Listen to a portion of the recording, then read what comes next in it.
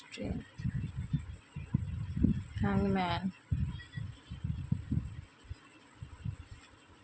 Page of once.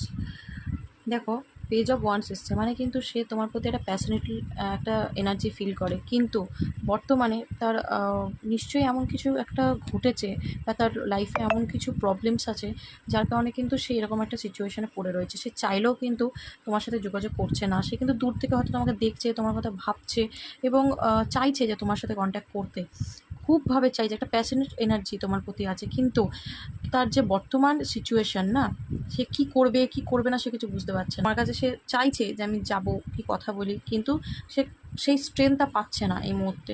তোমাদের situation যে কারণেই নো কন্ট্যাক্ট হয়ে থাকুক না কেন, সে কিন্তু স্ট্রেংথ আনার চেষ্টা করছে, ব্যালেন্স করার চেষ্টা করছে, এবং কি আমি বলবো সে কিন্তু আসবে তোমার কাছে, এবং কি সে কিন্তু তোমার সাথে কন্ট্যাক্ট করবে।